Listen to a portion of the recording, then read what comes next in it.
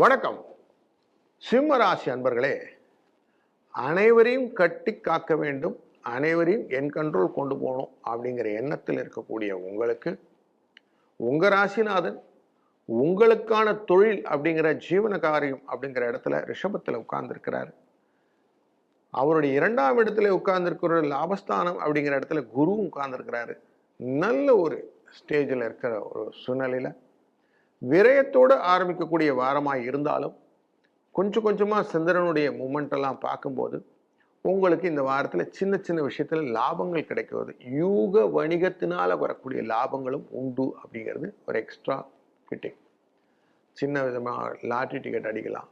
ஒரு ஷேர் மார்க்கெட்டில் போனீங்கன்னா கொஞ்சம் காசு வரத்துக்கு வாய்ப்பு உண்டு. எதிர்பாராத சிலவங்க உங்கள்கிட்ட காசு கொடுக்கறதுக்கு வாய்ப்பு உண்டு. லாபங்களும் வியாபாரத்திலே கொஞ்சம் கூடுதலாக வருவதற்கான சூழ்நிலைகள் காட்டுகிறது. ஸோ நல்ல விஷயம்.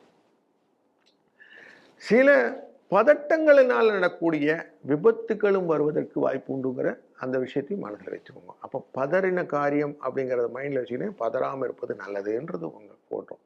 வாகனங்கள் செல்லும்போது கொஞ்சம் எச்சரிக்கை தேவை. முடிந்தவரை இரவு பயணங்களை அவாய்ட் பண்ணுறது நல்லது. அப்படி தான் அவசியம் போய் ஆகணும்னா கூட ஒரு டிரைவர் வச்சுக்கிட்டு போகிறது பெட்டர். அது நல்லது. நீங்களே நான் ஓட்டிகிட்டு போவேன் அப்படிங்கிறத மட்டும் கொஞ்சம் அவாய்ட் பண்ணுங்கள். தேவையில்லாமல் ரிலேஷன்ஸ் கூட அந்த ஃப்ரிக்ஷன் க்ரியேட் பண்ணிவிடாதீங்க. வார்த்தைகளை பேசும்போது அளந்து பேசுங்கள். தேவையற்ற வார்த்தைகள் உங்கள் வாயிலே வர வேண்டாம். என்ன சிதறல்கள் நிறைய இருக்கும். தற்சோதனையை நிறைய பண்ணுங்க. எதையும் அகலக்கால் வைப்பதற்கு தோன்றும், அதை மட்டும் அவாய்ட் பண்ணிடுங்க. அது எஸ்பெஷலி அந்த 4ஆம் தேதி அன்னைக்கு வாஸ்து நாள் நவமி அன்னைக்கு உங்களுக்கு தேவையில்லாத ஒரு குதூகலம் நான் எல்லாத்தையும் நான் முடிச்சுடுவேன் அப்படின்னு யாருக்கோ வாக்கு கொடுக்கலாம் ரெடியாக இருக்கிறீங்க. அதெல்லாம் உங்களுக்கு முடிஞ்சதை மட்டும் பண்ணுங்க. கை விரலுக்கேற்ற வீக்கம் மட்டும் இருந்தால் போதும். தேவையில்லாத வீக்கங்களை போயிட்டு அந்த கடன் உங்களை பாதிக்கும் அப்படிங்கிறத மனசில் வைத்து கொள்ளுங்கள்.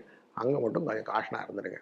அப்படி இருந்துட்டிங்கன்னா என்ன சார் ஆகும் அப்படின்னா அழகாக எல்லாம் கோப்பப்பாயிடும். ஏன்னா இந்த வாரம் ஆரம்பிக்கும் போதே சப்தமி அப்படிங்கிற 7 குதிரையை பூட்டி கொண்டு தான் ஆரம்பித்திருக்கிறார் உங்கள் சூரியன் ராசிநாதன். அதனால் அவர் வேகமாக போகிறதுக்கு ரெடியாக இருக்கிறார்.